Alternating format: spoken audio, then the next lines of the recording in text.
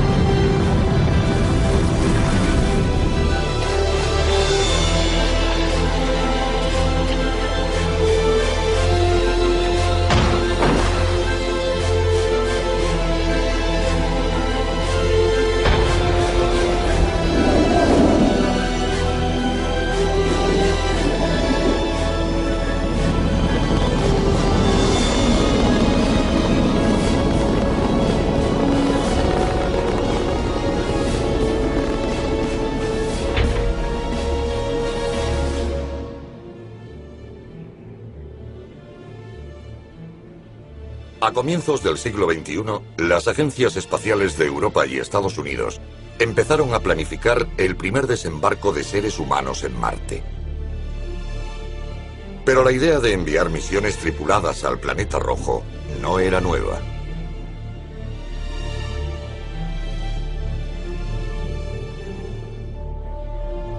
Para algunos, Marte es la respuesta al futuro de la humanidad en el espacio. Otros sostienen que Marte está demasiado lejos, que es demasiado peligroso y que su exploración por seres humanos sería demasiado cara.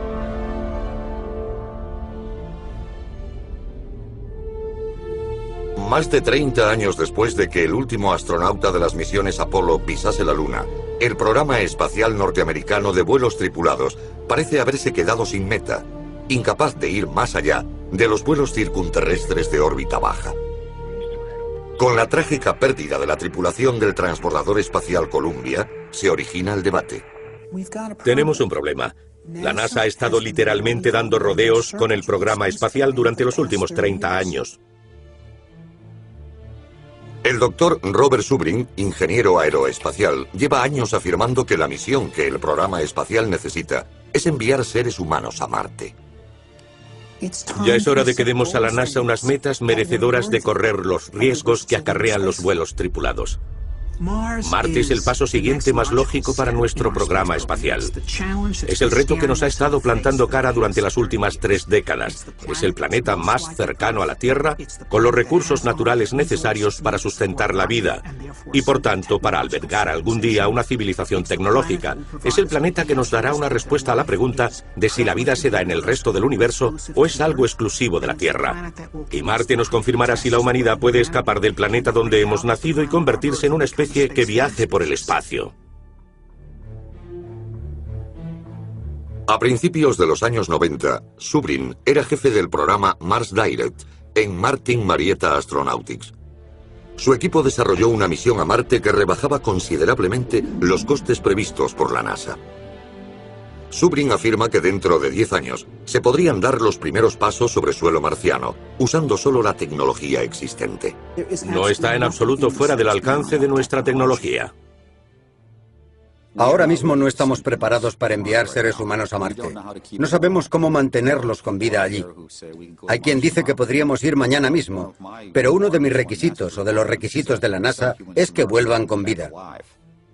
En los últimos 15 años, Zubrin y sus colegas han hecho campaña para convencer a la sociedad y a la clase política de que el objetivo de la NASA debería ser enviar seres humanos a Marte ahora. Esta es la historia de nuestro frío planeta vecino y del debate sobre si el destino de la humanidad está unido al del planeta rojo. Es la historia del viaje de un ingeniero y de la batalla de ideas sobre qué opción del desarrollo espacial beneficiará realmente a la humanidad. Estamos en una encrucijada. Debemos armarnos de valor para seguir adelante o arriesgarnos al estancamiento y la decadencia. El vencedor de este debate podría determinar el destino de la humanidad. ¿Nos convertiremos en una especie que viaje al espacio? ¿Viviremos en más de un planeta?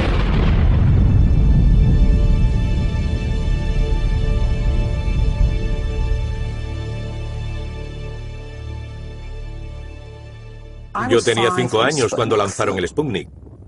Y mientras para los adultos era un acontecimiento aterrador, para mí, un niño que ya leía ciencia ficción, fue algo excitante.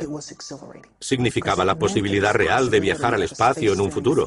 Tenía 9 años cuando Kennedy hizo aquel discurso comprometiéndose a ir a la Luna.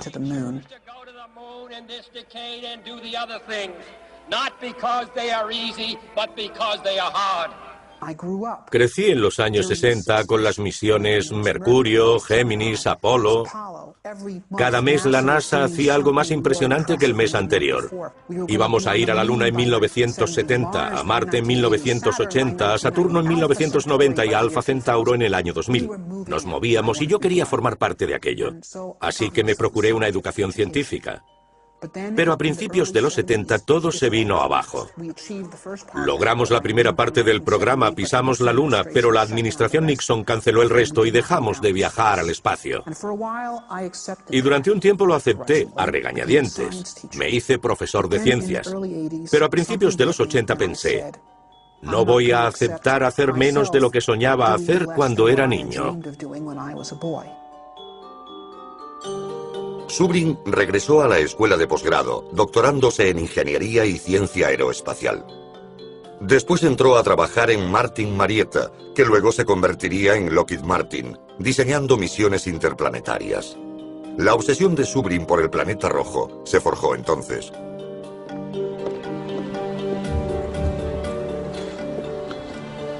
Actualmente, como presidente de Mars Society, Zubrin es la figura central en el debate sobre el futuro de los vuelos espaciales tripulados. También dirige su propia empresa, Pioneer Astronautics, en Denver, Colorado. Conocido como un inteligente científico visionario, es autor de varios libros sobre la exploración espacial y se ha autoerigido defensor de la posibilidad de colonizar Marte. El futuro está en Marte. Es el planeta más cercano a la Tierra con los recursos necesarios para sustentar la vida y albergar una civilización tecnológica. Tiene agua, carbono, nitrógeno, un día de 24 horas, una compleja historia geológica que ha generado yacimientos metalíferos y fuentes de energía geotérmica. Podemos establecernos en Marte. Una razón para tanto optimismo con un mundo congelado como Marte es la evidencia de que hace 2000 millones de años, Marte fue un lugar mucho más templado y húmedo. Creemos que en algún momento del pasado remoto, Marte tuvo unas condiciones muy similares a las de la Tierra primitiva. Esta templada era marciana duró más de 1000 millones de años y pudo ser un entorno adecuado para el desarrollo de la vida. Si vamos a Marte y encontramos pruebas de un segundo génesis, podremos deducir que el universo está lleno de vida. Podremos afirmar que en algunos planetas la vida evoluciona en formas más complejas. Sería razonable deducir también que en algunos planetas podría surgir inteligencia. Realmente eso respondería a la pregunta de si estamos solos. Para mí es una cuestión que trasciende la ciencia. Es una cuestión filosófica y social tanto como científica. Para mí esa es la recompensa, la razón de que Marte sea tan interesante. Por eso tiene sentido la exploración humana.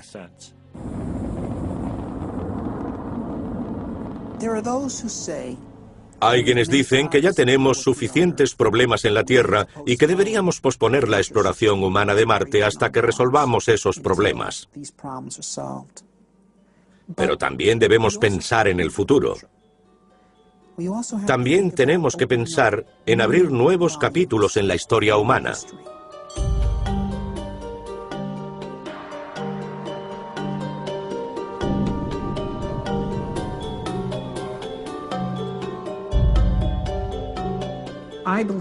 Creo que para que tengamos un futuro positivo es esencial que la humanidad se expanda por el espacio.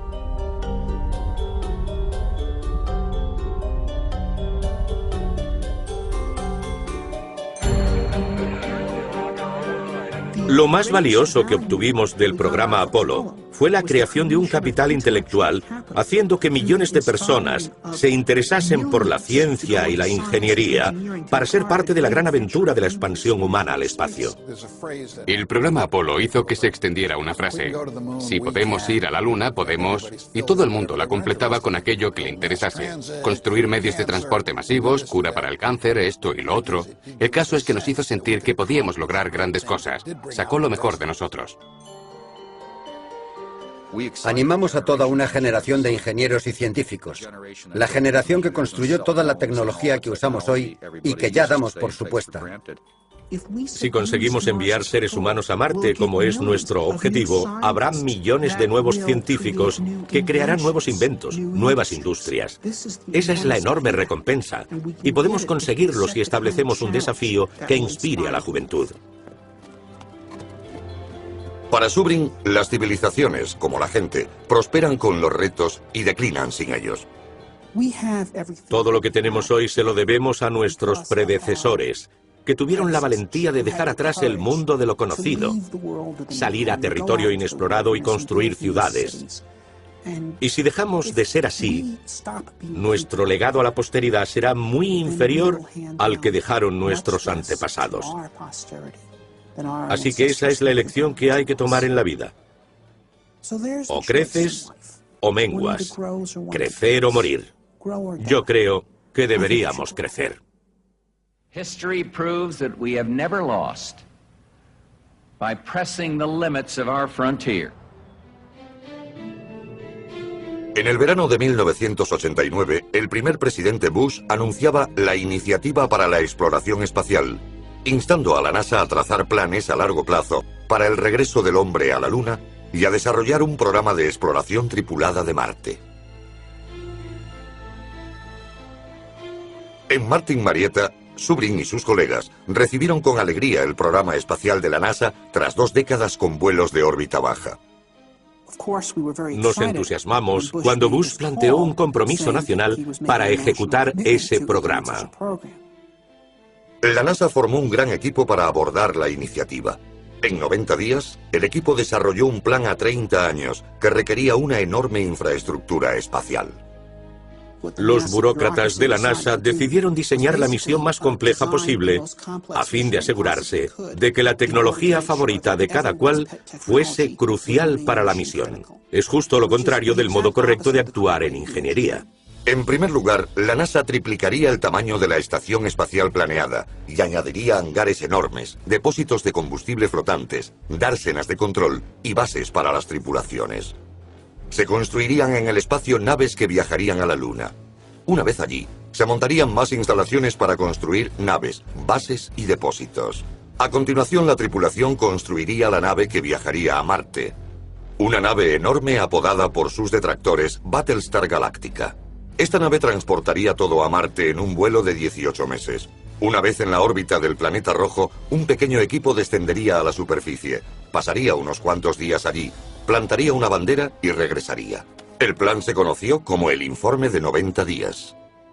Cuando vimos la complejidad y monstruosidad del informe de 90 días, quienes trabajábamos en Martin Marietta y estábamos implicados en el diseño de estas misiones, nos quedamos consternados. Cualquiera podía ver que el programa fracasaría políticamente.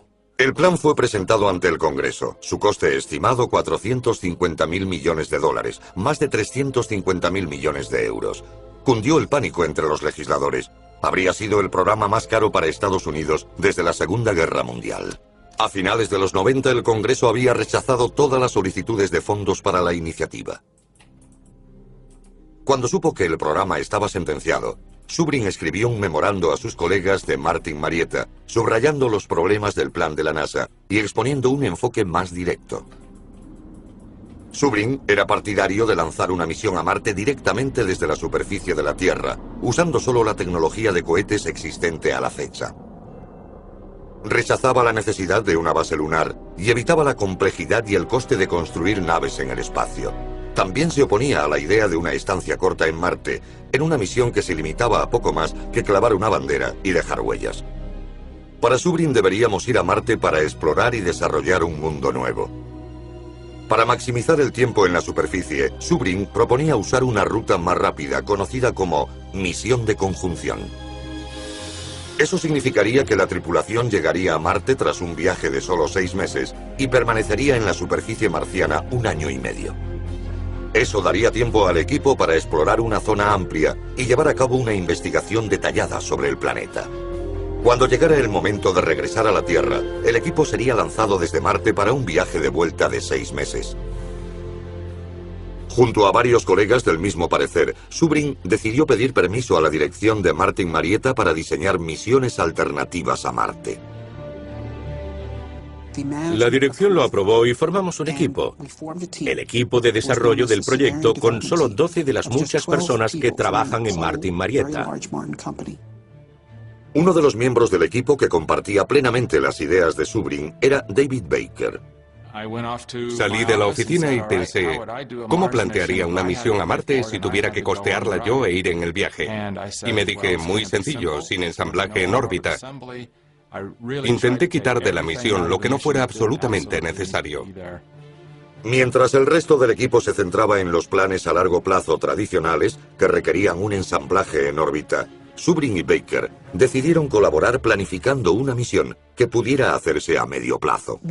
Decidimos hacer en Marte lo que los exploradores del noroeste de Estados Unidos hicieron a principios del siglo XIX, usar los recursos locales y llevar poco equipaje.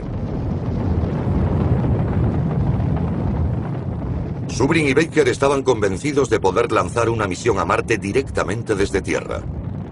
Los demás miembros del equipo pensaban que era imposible, que el peso del combustible requerido era tan enorme que imposibilitaría el lanzamiento.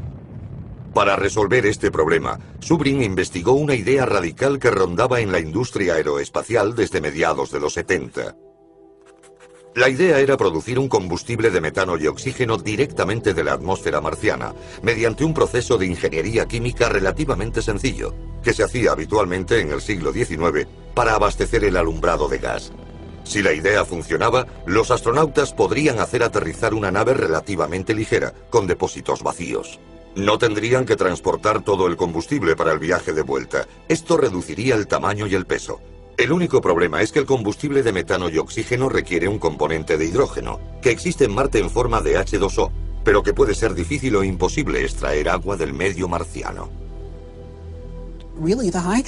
El hidrógeno sería solo el 5% del peso total del propelente de metano y oxígeno necesario. Vale, no seamos puristas y aceptemos que no obtendríamos todo el combustible en Marte. Aún así sacaríamos de allí el 95%.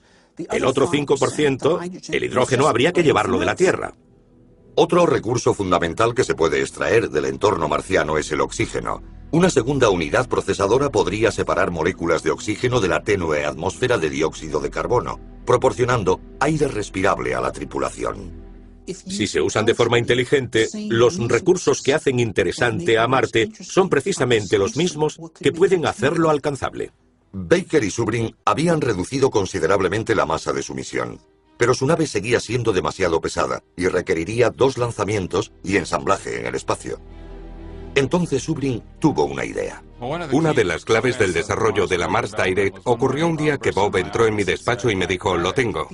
La idea que se me ocurrió en 1989 fue que dividiéramos la misión en 2 partes. Enviaríamos primero el vehículo de regreso con su propia planta de propelente. Así el combustible podría obtenerse en Marte antes de que los primeros astronautas salieran de la Tierra.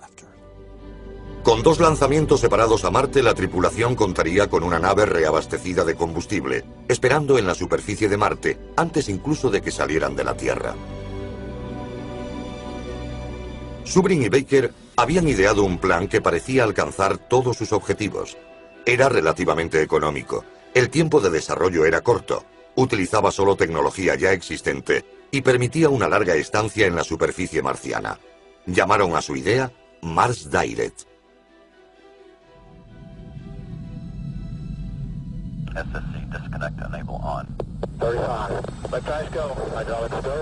A bordo de un cohete Aries, la misión Mars Direct comienza con el lanzamiento del vehículo de regreso a Tierra conocido como ERV. Es una nave sin tripulación. Preparará el terreno a los astronautas que años después lo usarán para regresar a la Tierra.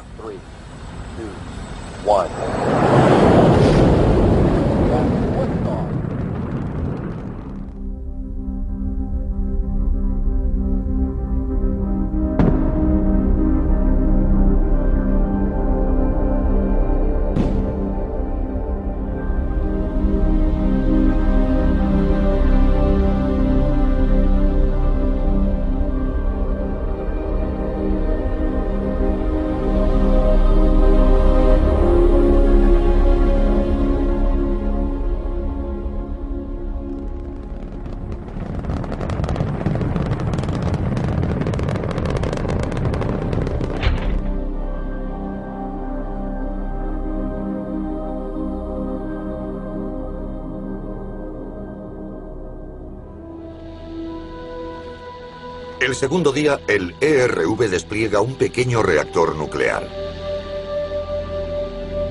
El reactor alimenta una planta química en el interior del vehículo. La planta producirá el combustible de metano y oxígeno para la vuelta a casa.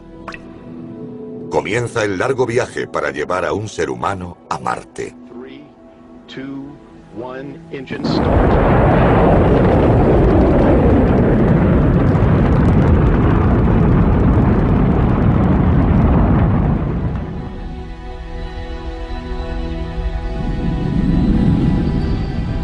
Llevando consigo el equipamiento de vuelo más eficiente jamás creado, 4 astronautas inician una misión de 2 años y medio al planeta rojo. Será la primera vez que un ser humano vaya más allá del sistema Tierra-Luna, casi 400 millones de kilómetros más lejos de lo que nadie haya estado nunca.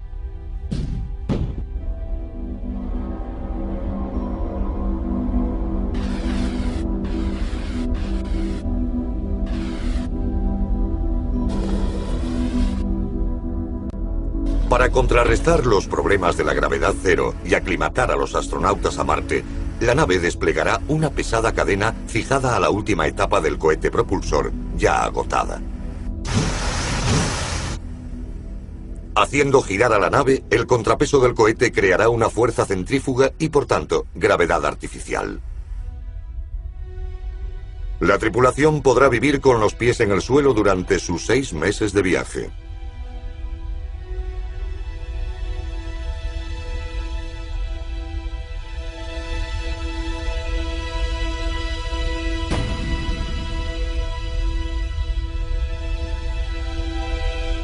En el 6º mes de vuelo, la tripulación verá un mundo extraterrestre.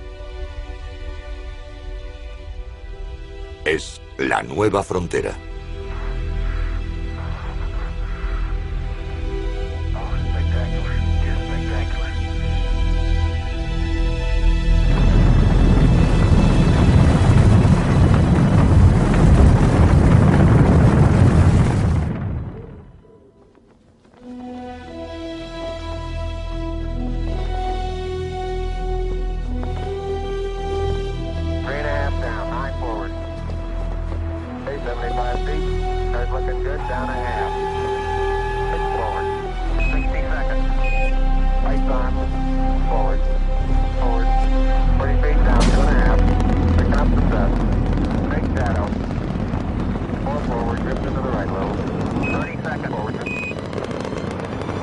Contact light.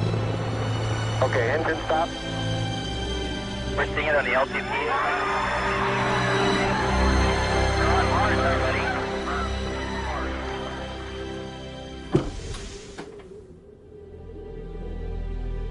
Durante más de 500 días, los astronautas vivirán en Marte y se embarcarán en uno de los grandes viajes de descubrimiento de la historia de la ciencia.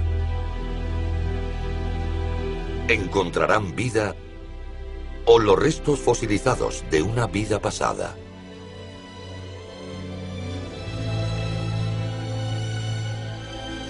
Un descubrimiento así nos diría si nuestro sistema solar ha visto más de un Génesis. Y daría respuesta a la gran pregunta: ¿estamos solos? En cualquier caso, estos exploradores descubrirían cuán factible es realmente la colonización de Marte, y si la humanidad tiene futuro o no entre las estrellas. Entonces, cuando llegue el momento y se abra el periodo ventana para el retorno a la Tierra, el equipo subirá a su vehículo de regreso y pondrá rumbo a casa.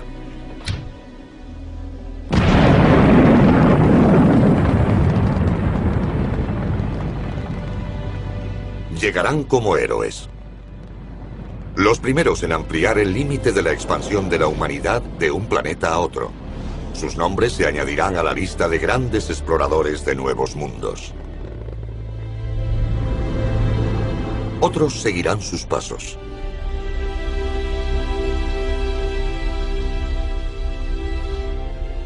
Lo que comenzó como una gota podrá convertirse en un diluvio de humanidad, ocupando una tierra otrora yerma y transformándola en un nuevo mundo viable. Cuando Baker y Zubrin presentaron el proyecto Mars Direct a sus jefes en Martin, se esperaron lo peor. Para su sorpresa, la dirección se mostró encantada. Les cautivó que los requisitos fueran relativamente sencillos y los resultados a medio plazo. Llegó el momento en que Martin Marietta acogió Mars Direct como creación propia y nos envió a Bob y a mí a varios centros de la NASA para presentar la misión e intentar suscitar su interés. Baker y Zubrin visitaron uno de los grupos más conservadores de la NASA, el Centro de Vuelo Espacial Marshall en Huntsville, Alabama, uno de los centros de diseño de los alunizajes de las misiones Apolo. Se encontraron con que, con el fracaso de la iniciativa para la exploración espacial de la NASA, muchos de los ingenieros del centro estaban desmoralizados.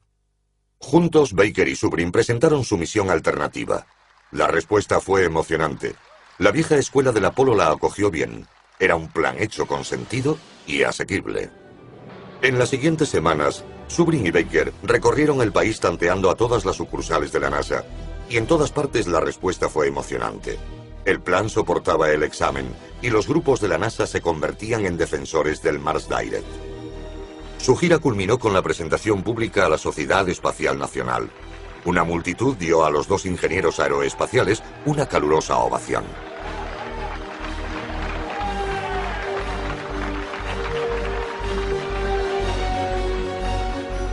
Una semana después, la historia estaba en los periódicos de todo el país.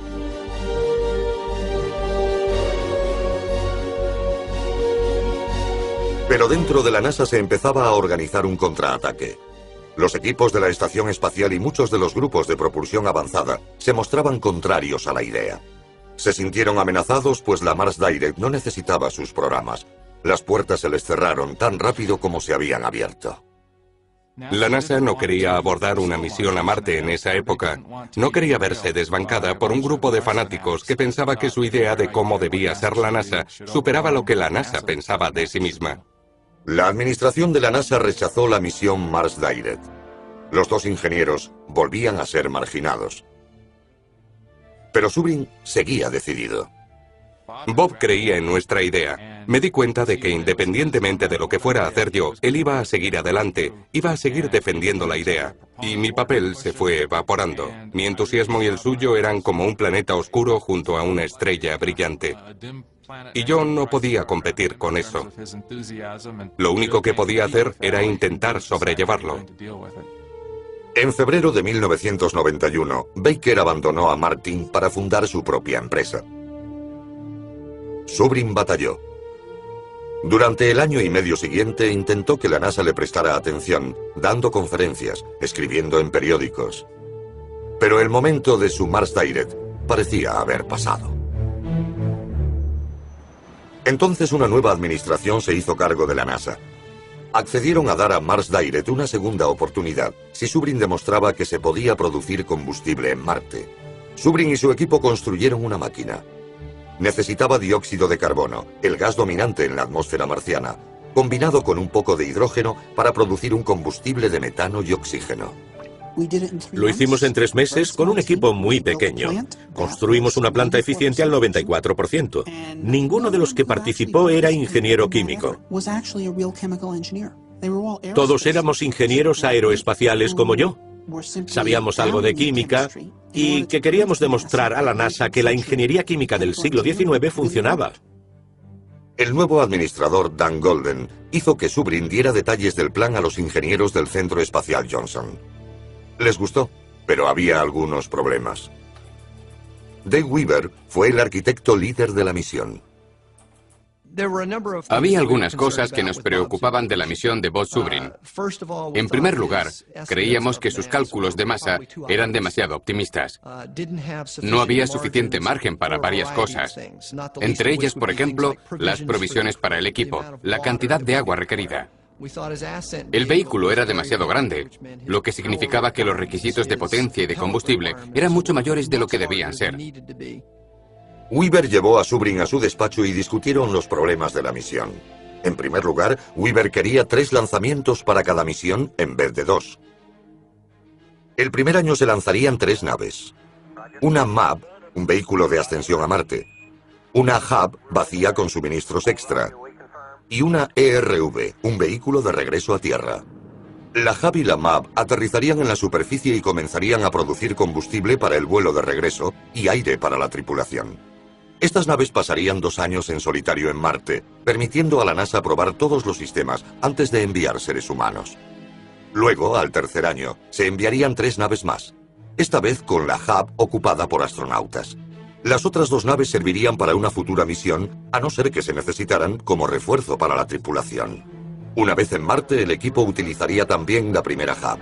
Entonces, tras 1 año y medio de estancia, la tripulación subiría a bordo de su pequeña cápsula, despegaría y se uniría a la nave de regreso. Esta nave les llevaría de regreso a casa en un entorno más espacioso que la ERV de Zubrin. Zubrin llamó al plan Misión a Marte Semidirecta. La NASA lo llamó Misión de Diseño Referencial. El plan se sometió al mismo análisis de coste que el informe de 90 días, estimado en 450.000 millones de dólares, unos 356.000 millones de euros. La misión de diseño referencial no sobrepasaba los 44.000 millones de euros. A lo largo de 10 años, se podría abordar dentro del presupuesto de la NASA. El plan ocupó la portada del Newsweek, Caminar sobre Marte. La misión era asequible y podría hacerse con la tecnología existente, pero la NASA sigue sin acometerla.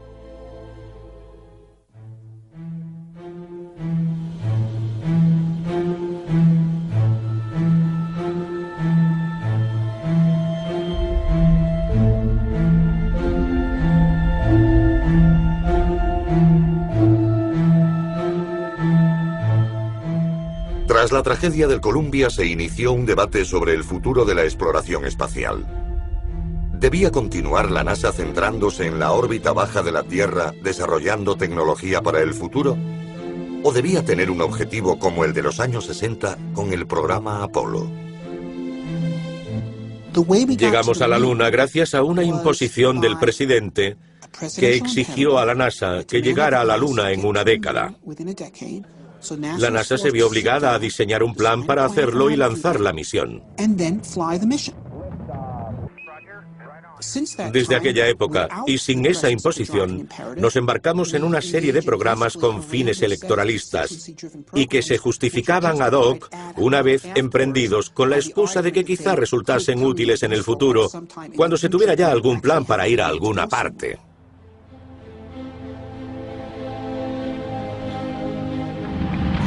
El programa espacial norteamericano ha estado paralizado durante 30 años. Ahora parece haber una generación que vuelve a moverse con el objetivo de llegar a alguna parte. Hay mucho en juego. Si me preguntas si estoy nervioso ahora mismo, lo estoy. El senador John McCain, que luego sería candidato a la presidencia, dio la palabra a Zubrin. Dr. Zubrin, why is NASA stuck in low Earth orbit? The problem with NASA's lack of current achievement is not money. The problem is lack of focus, it's lack of a goal. It shouldn't be humans to Mars in 50 years. It should be humans to Mars in 10. We can do this. We do not need gigantic nuclear electric spaceships to send people to Mars. That is pork, it's nonsense. The primary question I get from the American people is, why aren't we doing this? There's a big sense of disappointment, almost verging on a sense of betrayal. The purpose of spaceships is to actually travel across space and go to new worlds, not to hang out in space and observe the health effects from doing so. Dr. Zubrin, in your testimony, you were very passionate, but you also were mad. You're mad we haven't done this, or that this vision has been stolen from a generation? I guess you could say that. It's like Columbus coming back from the New World and Ferdinand and Isabella saying, ah, so what, forget it, burn the ships. Okay, you know, that's what has happened in this country.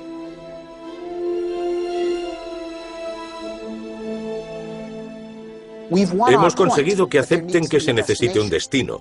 Ahora necesitamos conseguir que ese destino sea Marte. Y tiene que ser pronto.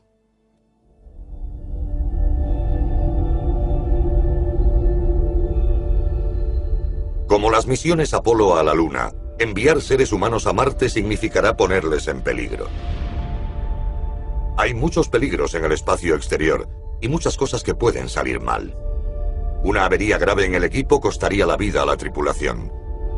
Algunos afirman que el riesgo de fracaso es demasiado alto. En la época en la que el hombre medieval puso su mirada fuera de Europa, pensando en explorar el mundo era desconocido, y los que hacían los mapas los poblaban de dragones. Ahora nos pasa lo mismo. Hay gente que tiene miedo de ir al espacio, y han poblado sus mapas del sistema solar de dragones. Pero son dragones que podemos derrotar. Hay dos tipos de radiación a combatir en el espacio exterior: las provenientes de las erupciones solares y los rayos cósmicos. Las erupciones solares generan riadas de protones que surgen del Sol a intervalos irregulares y serían peligrosos para una tripulación humana sin protección. Ahora mismo no estamos preparados para enviar humanos a Marte. Tenemos que saber más sobre la radiación y cómo mitigarla. Una de las misiones Apolo se libró de una erupción solar por una semana. Si hubiera estallado cuando pasaban los astronautas, habrían estado sometidos en una sola misión a la radiación de toda una vida. Por eso nos preocupa tanto.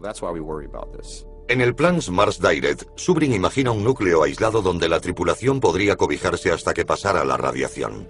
El núcleo estaría rodeado en su nivel inferior por todas las provisiones de la misión. Eso impediría que una dosis perjudicial de radiación alcanzara a los astronautas. Afortunadamente, las erupciones solares son predecibles y la tripulación podría ser advertida. En esencia, usaríamos la despensa como refugio para las tormentas solares. Si hay una erupción solar, la alarma suena y la tripulación va al refugio. Se quedan allí apiñados durante horas hasta que puedan salir. Puede ocurrir una vez o dos en el transcurso de la misión. El segundo tipo de radiación son los rayos cósmicos. Esta lluvia constante de partículas cargadas proviene del espacio interestelar. No se puede evitar sin muchos metros de blindaje. Este tipo de radiación se puede experimentar en la Tierra a gran altura. Los pilotos comerciales que pasan toda su carrera volando están sometidos a casi la misma cantidad de radiación a lo largo de su vida que un astronauta en una misión de 2 años y medio a Marte.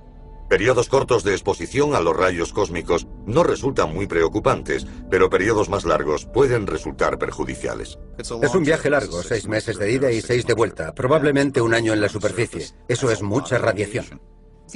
Las mejores previsiones dicen que la magnitud de esa dosis en 2 años y medio de viaje no es tan grande.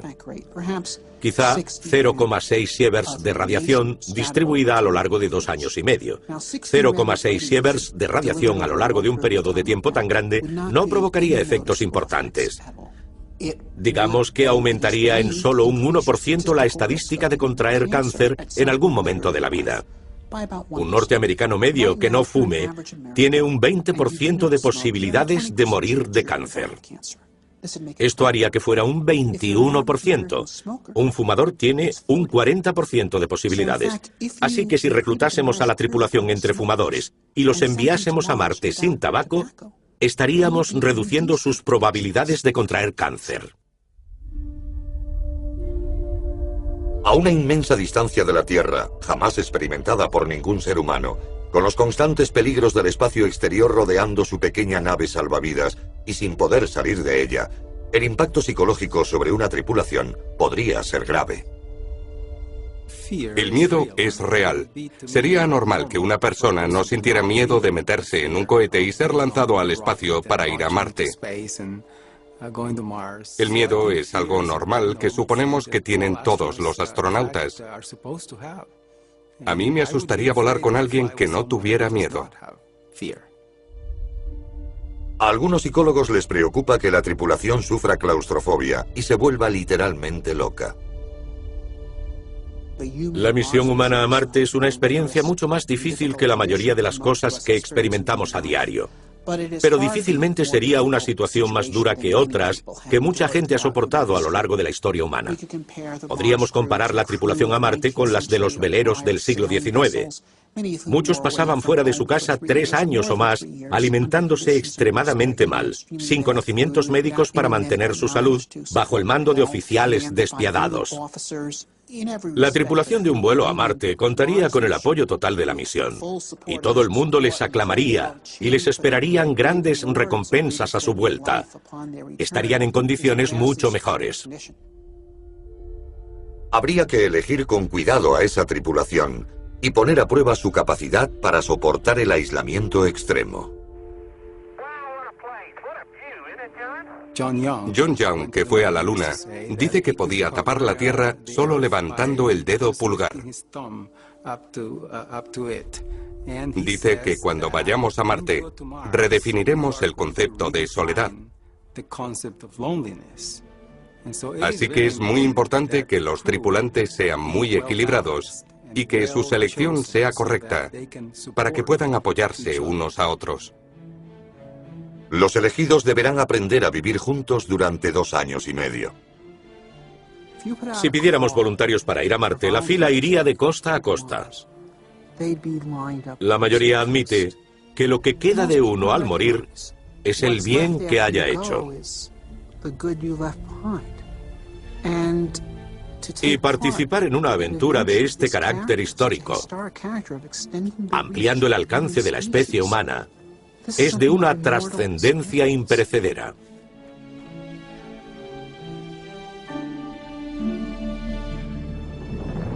En definitiva, la cuestión es si algún día habrá asentamientos humanos en aquel planeta. Si Marte se convertirá en una nueva cuna de la civilización humana.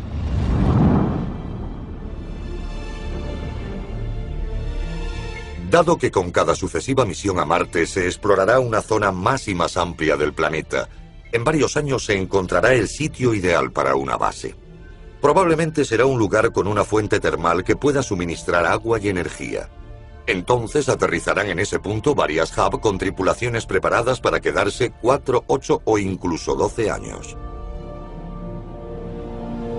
Las hub estarán interconectadas y se establecerá la presencia humana permanente en el planeta rojo.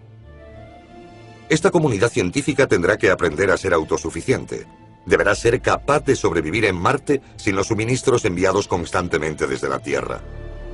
Pero a diferencia de otros planetas del Sistema Solar, Marte tiene todo lo necesario para hacerlo posible. Su día de 24 horas y 37 minutos es crucial para cultivar plantas. Tiene todos los elementos necesarios para crear materiales de construcción, como plásticos, metales y vidrio. Y su terreno contiene océanos de agua congelada.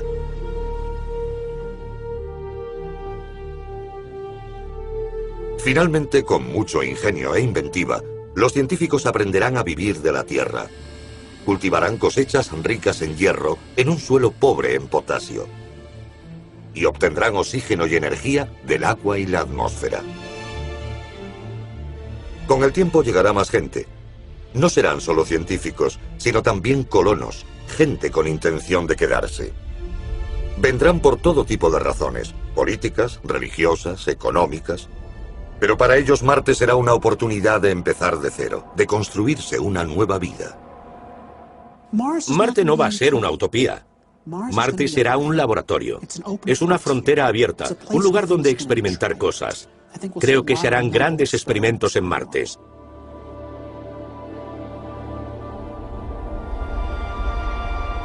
El gran sueño de los marcianos será terraformar su planeta, hacer Marte tan habitable como la Tierra. Puede que no sea algo tan fantasioso como parece. Los asentamientos humanos en Marte harán que exista una importante capacidad industrial. Podremos abordar la cuestión de transformar el entorno marciano, terraformándolo, que es como se denomina a eso. Porque Marte fue templado y húmedo, y podría volver a serlo gracias a las labores de la ingeniería humana.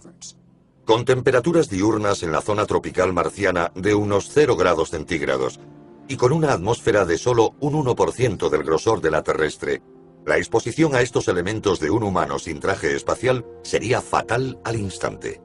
El primer paso para terraformar a Marte y devolverle la vida sería que los colonos templaran el planeta. Sabemos cómo calentar planetas. Lo hacemos en la Tierra, emitiendo gases a la atmósfera. El calentamiento no es bueno en la Tierra. La temperatura ya está bien. Gracias. No necesitamos más calor. Pero en principio, si pudiéramos atrapar la luz solar que llega a Marte hoy, cada fotón que llega a Marte, el planeta se calentaría en 10 años. Obviamente no se pueden atrapar todos los fotones que alcanzan Marte, pero se puede atrapar un 10% gracias al efecto invernadero. Eso implicaría que Marte podría calentarse en unos 100 años. 100 años es mucho tiempo, pero astronómicamente no es tanto. Una idea es construir pequeñas fábricas automáticas que produzcan gases de efecto invernadero sin los efectos secundarios del ozono. Aunque estos gases no son buenos en nuestro planeta, para los marcianos serían un modo eficiente de atrapar el calor. En unas décadas habríamos elevado la temperatura de Marte más de 10 grados centígrados. Y si lo hacemos, eso haría que enormes cantidades de dióxido de carbono que ahora está embebido en el suelo marciano se empezaran a emitir en forma de gas. El dióxido de carbono, o también CO2, es un gas de efecto invernadero natural. Cuando se acumula en la atmósfera, aumenta la cantidad de calor atrapado en ella, lo que a su vez provoca una mayor emisión de CO2. El proceso será automático y cuando la atmósfera se espese, Marte terminará alcanzando un estado de equilibrio y permanecerá caliente de forma natural. El aumento en la presión del aire significará que los colonos humanos podrían desprenderse de sus trajes espaciales y caminar por la superficie de Marte llevando solo un suministro de oxígeno.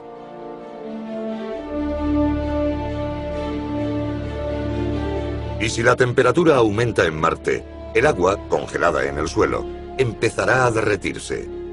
Y por segunda vez en la historia, Marte tendrá agua líquida en la superficie. Los secos ríos marcianos empezarán a fluir. Se formarán mares. Y habrá nubes de lluvia en el cielo.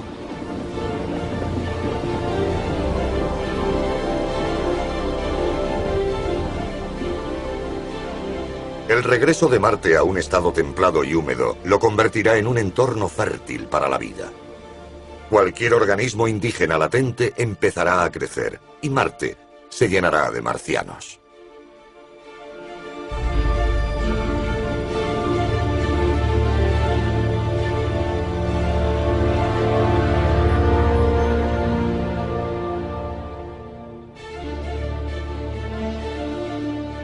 Si no emerge la vida nativa, o si esos organismos ya se han extinguido, los humanos podremos plantearnos llevar vida desde la Tierra. Al principio serían organismos sencillos, quizá diseñados genéticamente, que prosperarían en el entorno marciano. Después se introducirían plantas más complejas. Las plantas se encontrarían cómodas en una atmósfera de dióxido de carbono, y sin competencia y todo el planeta por cubrir, podrían transformar Marte en un mundo verde.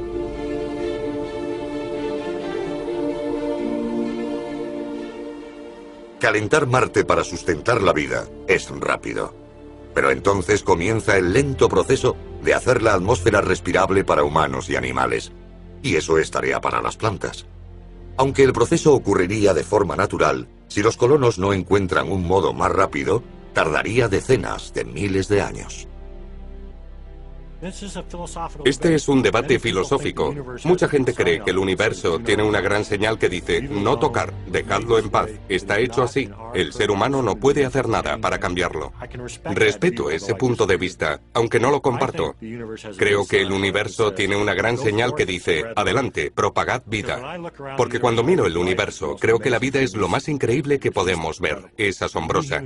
Los seres humanos tenemos una posición privilegiada para propagar la vida desde este diminuto planeta en el que todo parece haber empezado a más allá.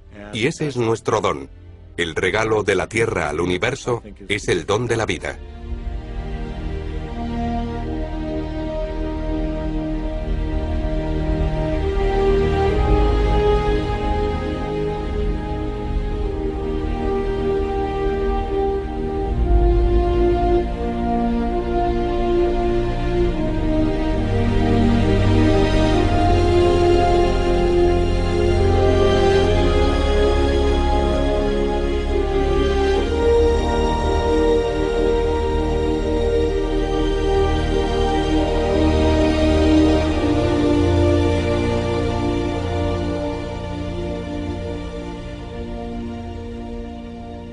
La idea de terraformar Marte está basada en nociones de ingeniería del siglo XX.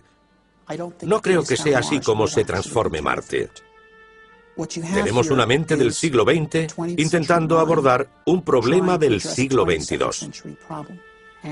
Marte se adaptará en el siglo XXIII, no en el 33, sino en el 23. Se harán cosas que a nosotros nos parecerían totalmente fantásticas, pero se harán.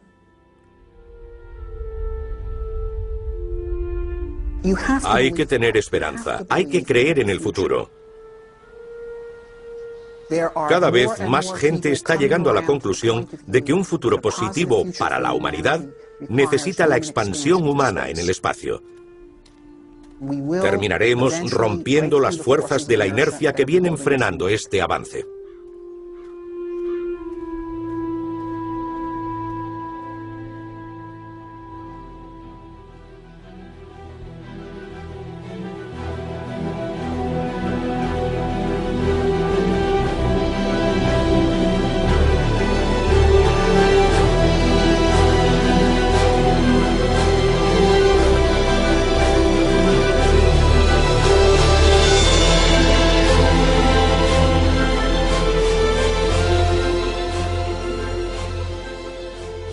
El combustible requerido era tan enorme que imposibilitaría el lanzamiento.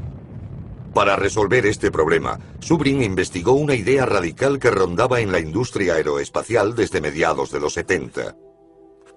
La idea era producir un combustible de metano y oxígeno directamente de la atmósfera marciana, mediante un proceso de ingeniería química relativamente sencillo, que se hacía habitualmente en el siglo XIX para abastecer el alumbrado de gas. Si la idea funcionaba, los astronautas podrían hacer aterrizar una nave relativamente ligera, con depósitos vacíos. No tendrían que transportar todo el combustible para el viaje de vuelta. Esto reduciría el tamaño y el peso. El único problema es que el combustible de metano y oxígeno requiere un componente de hidrógeno, que existe en Marte en forma de H2O, pero que puede ser difícil o imposible extraer agua del medio marciano. El hidrógeno sería solo el 5% del peso total del propelente de metano y oxígeno necesario. Vale, no seamos puristas y aceptemos que no obtendríamos todo el combustible en Marte. Aún así sacaríamos de allí el 95%. El otro 5%, el hidrógeno, habría que llevarlo de la Tierra. Otro recurso fundamental que se puede extraer del entorno marciano es el oxígeno. Una segunda unidad procesadora podría separar moléculas de oxígeno de la tenue atmósfera de dióxido de carbono, proporcionando aire respirable a la tripulación. Si se usan de forma inteligente, los recursos que hacen interesante a Marte son precisamente los mismos que pueden hacerlo alcanzable. Baker y Zubrin habían reducido considerablemente la masa de su misión, pero su nave seguía siendo demasiado pesada y requeriría 2 lanzamientos y ensamblaje en el espacio. Entonces Zubrin tuvo una idea. Una de las claves del desarrollo de la Mars Direct ocurrió un día que Bob entró en mi despacho y me dijo, lo tengo. La idea que se me ocurrió en 1989 fue que dividiéramos la misión en 2 partes. Enviaríamos primero el vehículo de regreso con su propia planta de propelente. Así el combustible podría obtenerse en Marte antes de que los primeros astronautas salieran de la Tierra. Con 2 lanzamientos separados a Marte, la tripulación contaría con una nave reabastecida de combustible, esperando en la superficie de Marte, antes incluso de que salieran de la Tierra. Zubrin y Baker habían ideado un plan que parecía alcanzar todos sus objetivos. Era relativamente económico, el tiempo de desarrollo era corto, utilizaba solo tecnología ya existente y permitía una larga estancia en la superficie marciana. Llamaron a su idea Mars Direct.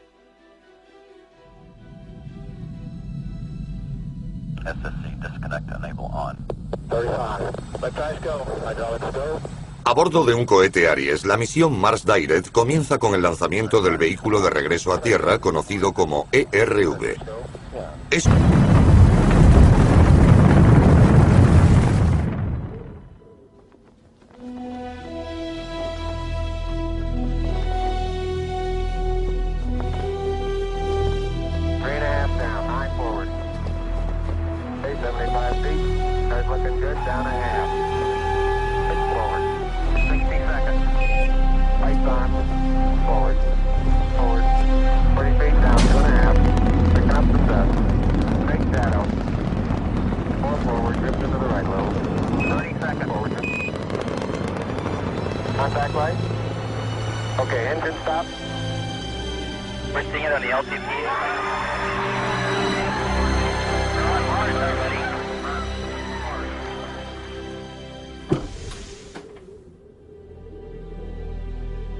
Durante más de 500 días, los astronautas vivirán en Marte y se embarcarán en uno de los grandes viajes de descubrimiento de la historia de la ciencia.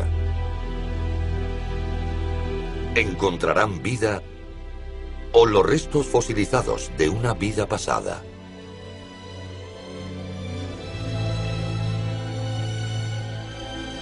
Un descubrimiento así nos diría si nuestro sistema solar ha visto más de un Génesis. Y daría respuesta a la gran pregunta: ¿estamos solos?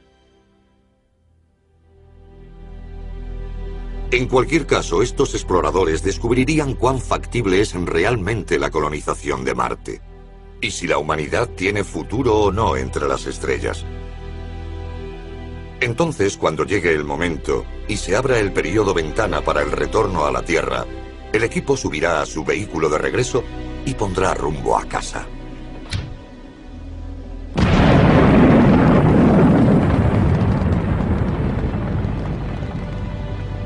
Llegarán como héroes. Los primeros en ampliar el límite de la expansión de la humanidad de un planeta a otro. Sus nombres se añadirán a la lista de grandes exploradores de nuevos mundos. Otros seguirán sus pasos.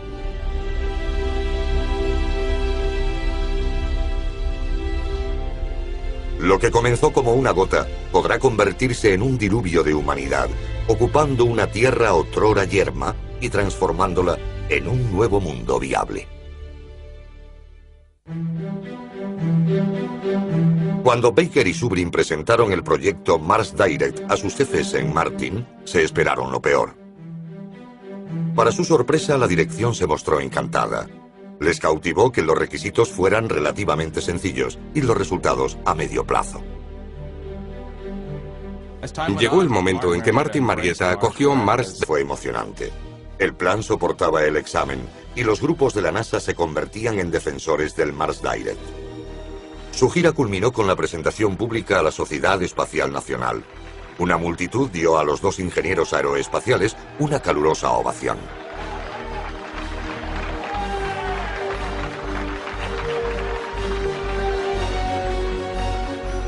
Una semana después, la historia estaba en los periódicos de todo el país.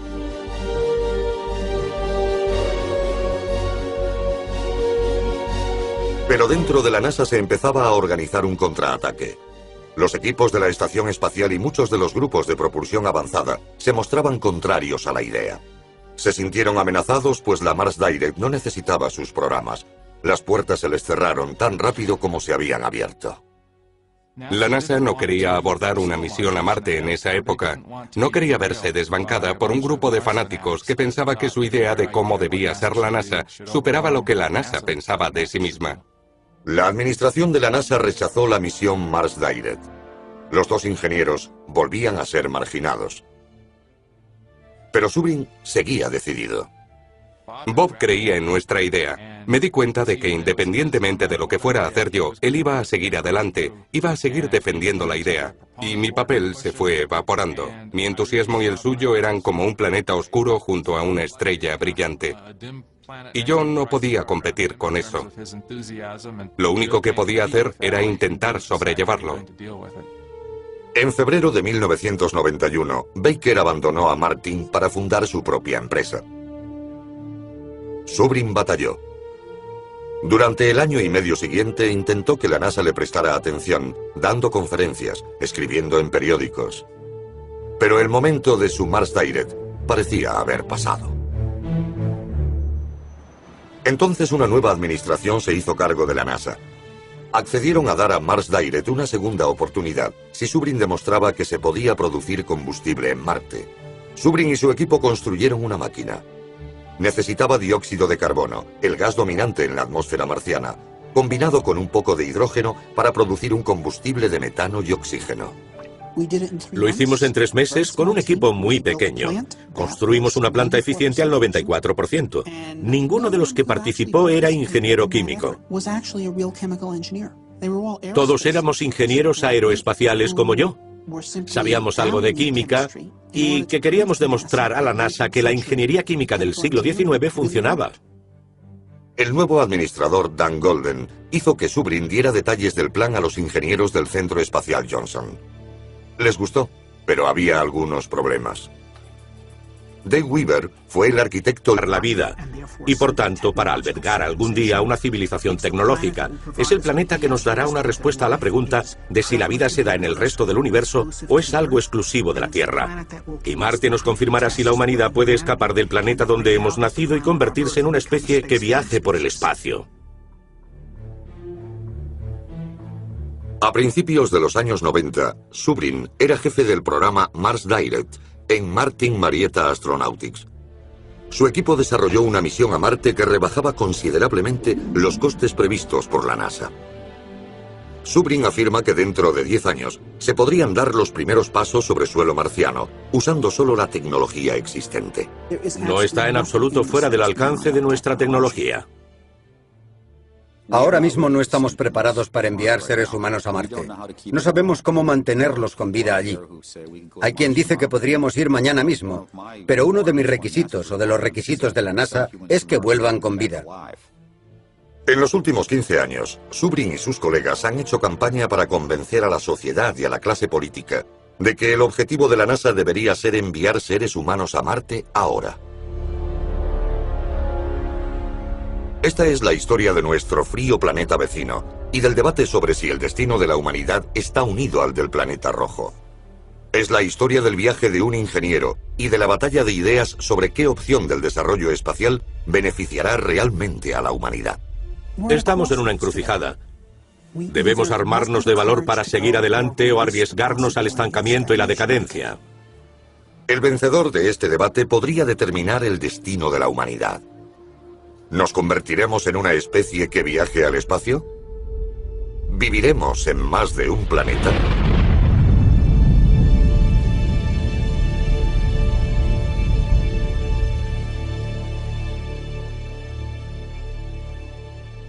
Yo tenía 5 años cuando lanzaron el Sputnik.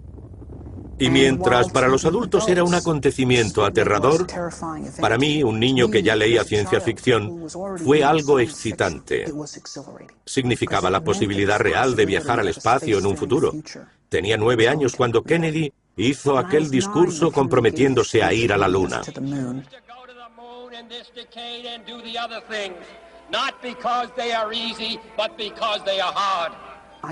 Crecí en los años 60 con las misiones Mercurio, Géminis, Apolo.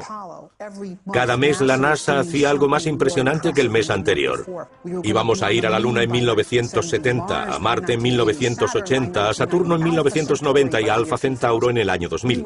Nos movíamos y yo quería formar parte de aquello. Así que me procuré una educación científica. Pero a principios de los 70 todo se vino abajo.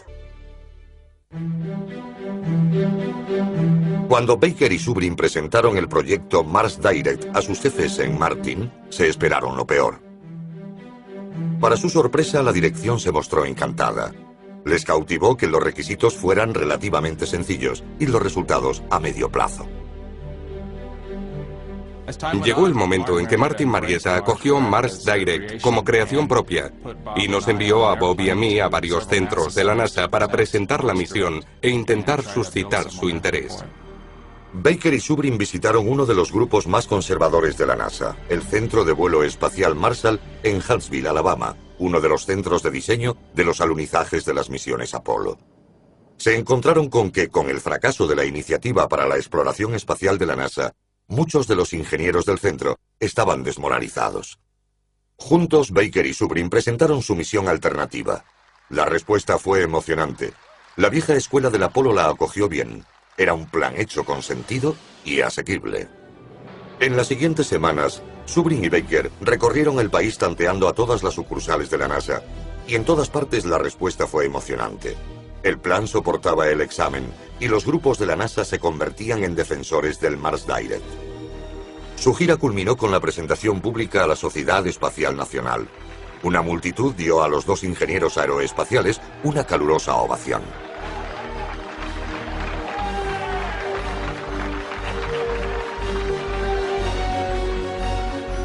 Una semana después, la historia estaba en los periódicos de todo el país.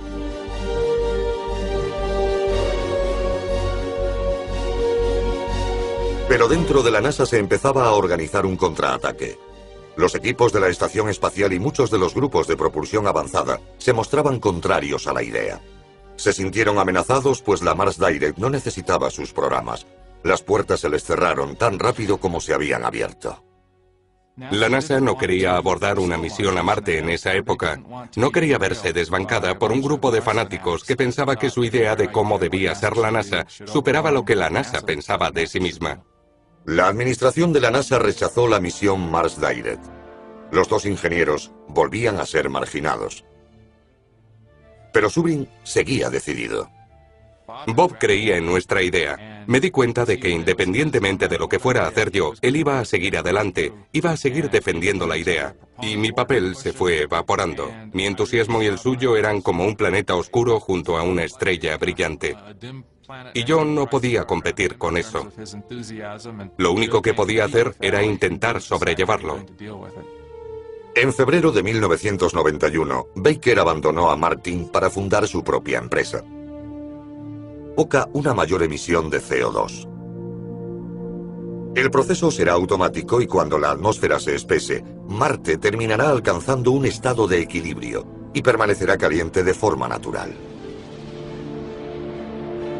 El aumento en la presión del aire significará que los colonos humanos podrían desprenderse de sus trajes espaciales y caminar por la superficie de Marte llevando solo un suministro de oxígeno.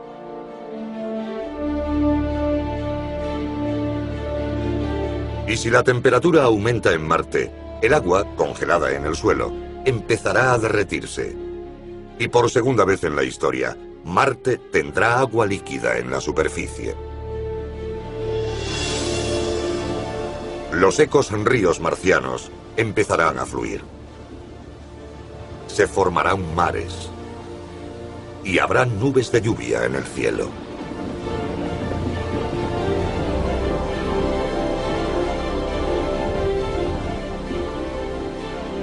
El regreso de Marte a un estado templado y húmedo lo convertirá en un entorno fértil para la vida.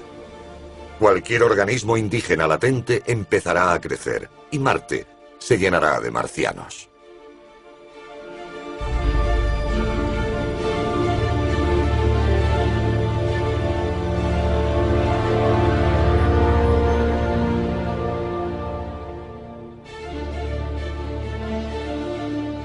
Si no emerge la vida nativa, o si esos organismos ya se han extinguido, los humanos podremos plantearnos llevar vida desde la Tierra.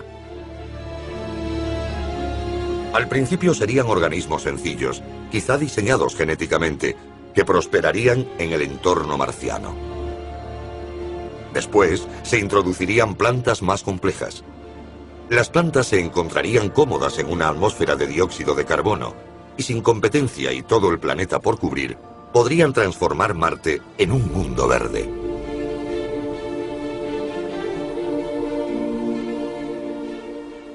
Calentar Marte para sustentar la vida es rápido. Pero entonces comienza el lento proceso de hacer la atmósfera respirable para humanos y animales. Y eso es tarea para las plantas. Aunque el proceso ocurriría de forma natural, si los colonos no encuentran un modo más rápido, tardaría decenas de miles de años. Este es un debate filosófico. Mucha gente cree que el universo tiene una gran señal que dice, no tocar, dejadlo en paz. Está hecho así. El ser humano no puede hacer nada para cambiarlo. Respeto ese punto de vista, aunque no lo comparto. Creo que el universo tiene una gran señal que dice, adelante, propagad vida. Porque cuando miro el universo, creo que la vida es lo más increíble que podemos ver. Es asombrosa. Lo haríamos de allí el 95%. El otro 5%, el hidrógeno, habría que llevarlo de la Tierra. Otro recurso fundamental que se puede extraer del entorno marciano es el oxígeno. Una segunda unidad procesadora podría separar moléculas de oxígeno de la tenue atmósfera de dióxido de carbono, proporcionando aire respirable a la tripulación. Si se usan de forma inteligente, los recursos que hacen interesante a Marte son precisamente los mismos que pueden hacerlo alcanzable. Baker y Zubrin habían reducido considerablemente la masa de su misión, pero su nave seguía siendo demasiado pesada y requeriría 2 lanzamientos y ensamblaje en el espacio. Entonces Zubrin tuvo una idea.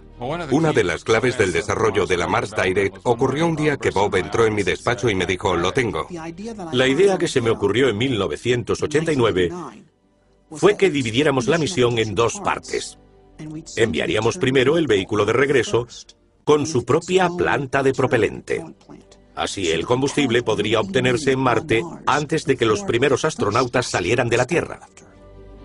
Con 2 lanzamientos separados a Marte, la tripulación contaría con una nave reabastecida de combustible, esperando en la superficie de Marte, antes incluso de que salieran de la Tierra. Zubrin y Baker habían ideado un plan que parecía alcanzar todos sus objetivos. Era relativamente económico, el tiempo de desarrollo era corto, utilizaba solo tecnología ya existente y permitía una larga estancia en la superficie marciana. Llamaron a su idea Mars Direct.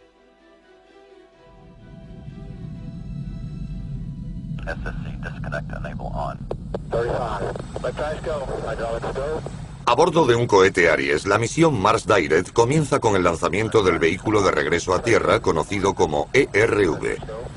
Es una nave sin tripulación. Preparará el terreno a los astronautas que años después lo usarán para regresar a la Tierra. 3, 2, 1.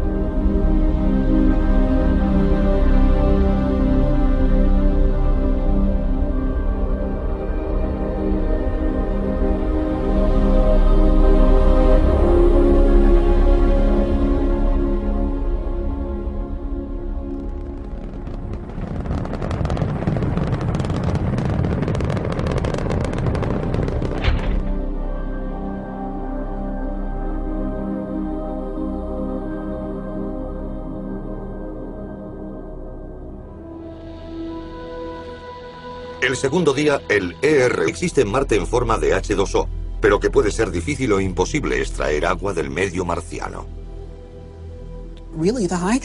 El hidrógeno sería solo el 5% del peso total del propelente de metano y oxígeno necesario. Vale, no seamos puristas y aceptemos que no obtendríamos todo el combustible en Marte. Aún así sacaríamos de allí el 95%. El otro 5%, el hidrógeno, habría que llevarlo de la Tierra. Otro recurso fundamental que se puede extraer del entorno marciano es el oxígeno. Una segunda unidad procesadora podría separar moléculas de oxígeno de la tenue atmósfera de dióxido de carbono, proporcionando aire respirable a la tripulación. Si se usan de forma inteligente, los recursos que hacen interesante a Marte son precisamente los mismos que pueden hacerlo alcanzable. Baker y Zubrin habían reducido considerablemente la masa de su misión, pero su nave seguía siendo demasiado pesada y requeriría 2 lanzamientos y ensamblaje en el espacio. Entonces Zubrin tuvo una idea. Una de las claves del desarrollo de la Mars Direct ocurrió un día que Bob entró en mi despacho y me dijo, lo tengo. La idea que se me ocurrió en 1989 fue que dividiéramos la misión en dos partes. Enviaríamos primero el vehículo de regreso con su propia planta de propelente. Así el combustible podría obtenerse en Marte antes de que los primeros astronautas salieran de la Tierra. Con 2 lanzamientos separados a Marte, la tripulación contaría con una nave reabastecida de combustible, esperando en la superficie de Marte, antes incluso de que salieran de la Tierra. Zubrin y Baker habían ideado un plan que parecía alcanzar todos sus objetivos. Era relativamente económico, el tiempo de desarrollo era corto, utilizaba solo tecnología ya existente y permitía una larga estancia en la superficie marciana. Llamaron a su idea Mars Direct.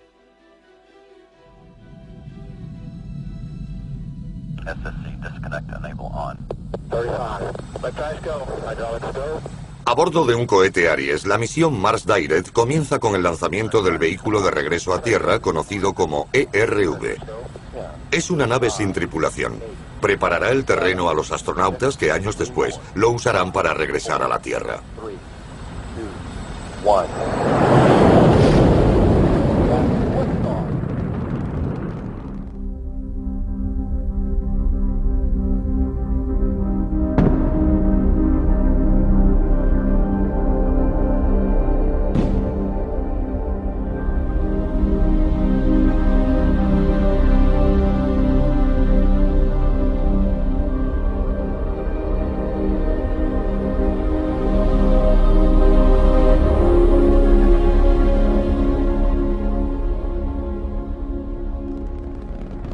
un 1% del grosor de la terrestre, la exposición a estos elementos de un humano sin traje espacial sería fatal al instante. El primer paso para terraformar a Marte y devolverle la vida sería que los colonos templaran el planeta. Sabemos cómo calentar planetas. Lo hacemos en la Tierra, emitiendo gases a la atmósfera. El calentamiento no es bueno en la Tierra. La temperatura ya está bien. Gracias. No necesitamos más calor. Pero en principio, si pudiéramos atrapar la luz solar que llega a Marte hoy, cada fotón que llega a Marte, el planeta se calentaría en 10 años. Obviamente no se pueden atrapar todos los fotones que alcanzan Marte, pero se puede atrapar un 10% gracias al efecto invernadero. Eso implicaría que Marte podría calentarse en unos 100 años. 100 años es mucho tiempo, pero astronómicamente no es tanto. Una idea es construir pequeñas fábricas automáticas que produzcan gases de efecto invernadero sin los efectos secundarios del ozono. Aunque estos gases no son buenos en nuestro planeta, para los marcianos serían un modo eficiente de atrapar el calor. En unas décadas habríamos elevado la temperatura de Marte más de 10 grados centígrados. Y si lo hacemos, eso haría que enormes cantidades de dióxido de carbono que ahora está embebido en el suelo marciano se empezaran a emitir en forma de gas. El dióxido de carbono, o también CO2, es un gas de efecto invernadero natural. Cuando se acumula en la atmósfera, aumenta la cantidad de calor atrapado en ella, lo que a su vez provoca una mayor emisión de CO2. El proceso será automático y cuando la atmósfera se espese, Marte terminará alcanzando un estado de equilibrio y permanecerá caliente de forma natural. El aumento en la presión del aire significará que los colonos humanos podrían desprenderse de sus trajes espaciales y caminar por la superficie de Marte llevando solo un suministro de oxígeno.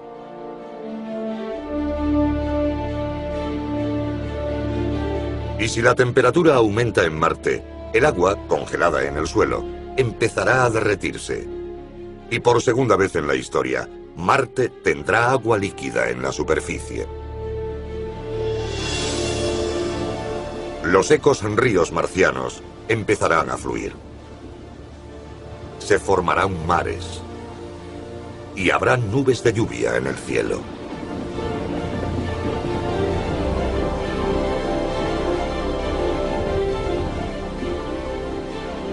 El regreso de Marte a un estado templado y húmedo lo convertirá en un entorno fértil para la vida.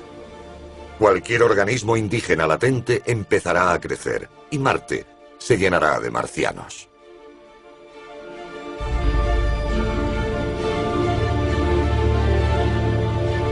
Políticamente. El plan fue presentado ante el Congreso. Su coste estimado 450.000 millones de dólares, más de 350.000 millones de euros. Cundió el pánico entre los legisladores. Habría sido el programa más caro para Estados Unidos desde la Segunda Guerra Mundial. A finales de los 90 el Congreso había rechazado todas las solicitudes de fondos para la iniciativa.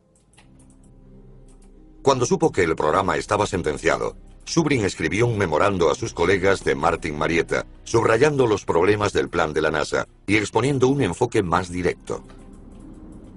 Zubrin era partidario de lanzar una misión a Marte directamente desde la superficie de la Tierra, usando solo la tecnología de cohetes existente a la fecha. Rechazaba la necesidad de una base lunar y evitaba la complejidad y el coste de construir naves en el espacio. También se oponía a la idea de una estancia corta en Marte, en una misión que se limitaba a poco más que clavar una bandera y dejar huellas. Para Zubrin deberíamos ir a Marte para explorar y desarrollar un mundo nuevo. Para maximizar el tiempo en la superficie, Zubrin proponía usar una ruta más rápida conocida como misión de conjunción. Eso significaría que la tripulación llegaría a Marte tras un viaje de solo 6 meses y permanecería en la superficie marciana 1 año y medio. Eso daría tiempo al equipo para explorar una zona amplia y llevar a cabo una investigación detallada sobre el planeta. Cuando llegara el momento de regresar a la Tierra, el equipo sería lanzado desde Marte para un viaje de vuelta de 6 meses. Junto a varios colegas del mismo parecer, Zubrin decidió pedir permiso a la dirección de Martin Marietta para diseñar misiones alternativas a Marte. La dirección lo aprobó y formamos un equipo. El equipo de desarrollo del proyecto con solo 12 de las muchas personas que trabajan en Martin Marietta. Uno de los miembros del equipo que compartía plenamente las ideas de Zubrin era David Baker. Salí de la oficina y pensé, ¿cómo plantearía una misión a Marte si tuviera que costearla yo e ir en el viaje? Y me dije, muy sencillo, sin ensamblaje en órbita. Intenté quitar de la misión lo que no fuera absolutamente necesario. Mientras el resto del equipo se centraba en los planes a largo plazo tradicionales que requerían un ensamblaje en órbita, Zubrin y Baker decidieron colaborar planificando una misión que pudiera hacerse a medio plazo.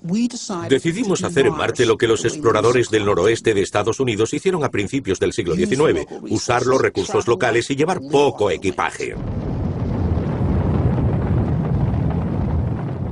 Zubrin y Baker estaban convencidos de poder lanzar una misión a Marte directamente desde Tierra. Los demás miembros del equipo pensaban que era imposible, que el peso del combustible requerido era tan enorme que imposibilitaría el lanzamiento.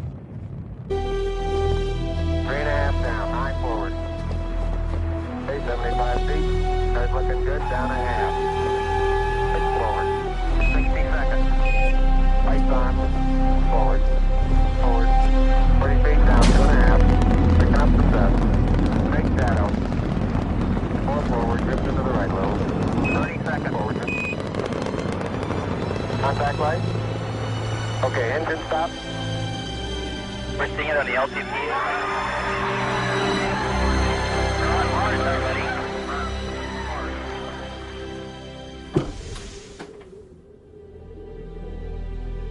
Durante más de 500 días, los astronautas vivirán en Marte y se embarcarán en uno de los grandes viajes de descubrimiento de la historia de la ciencia. ¿Encontrarán vida o los restos fosilizados de una vida pasada?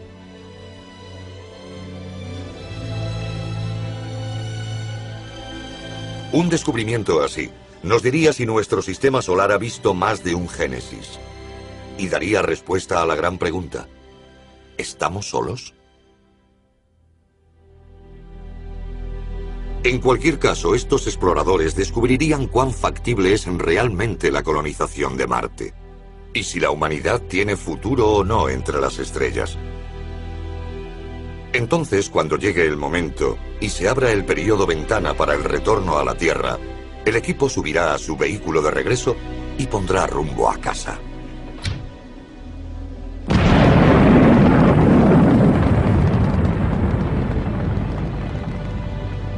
Llegarán como héroes. Los primeros en ampliar el límite de la expansión de la humanidad de un planeta a otro. Sus nombres se añadirán a la lista de grandes exploradores de nuevos mundos. Otros seguirán sus pasos.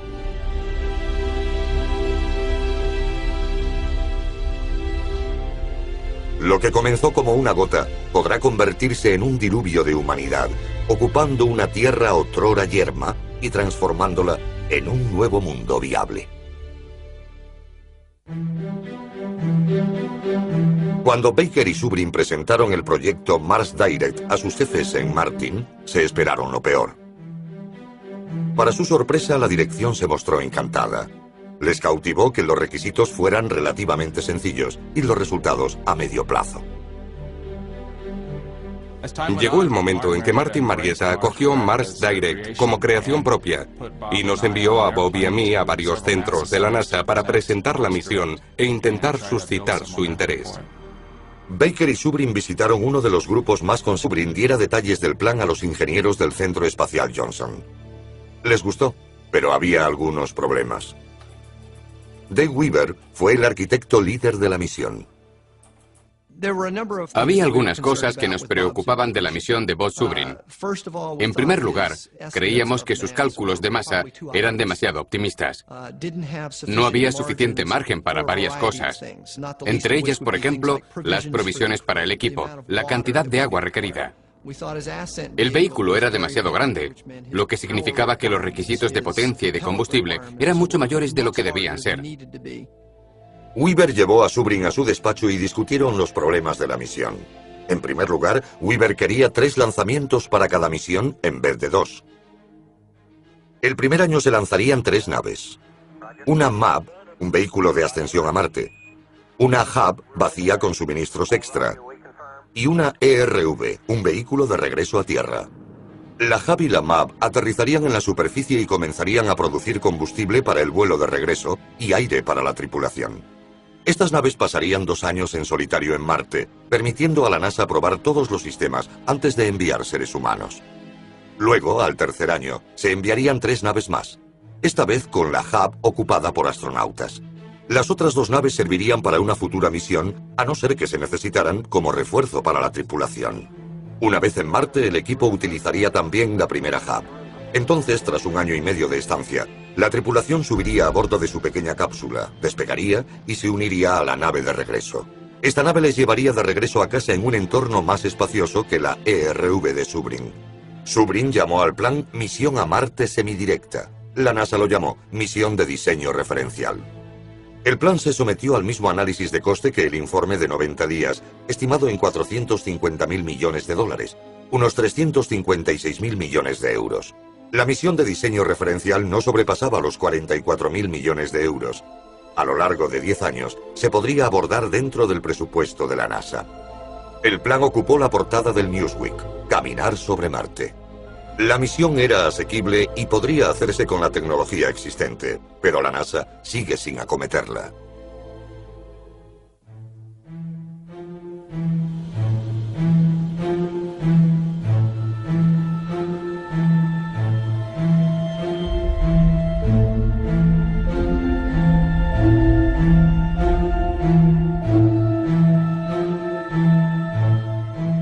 Tras la tragedia del Columbia se inició un debate sobre el futuro de la exploración espacial.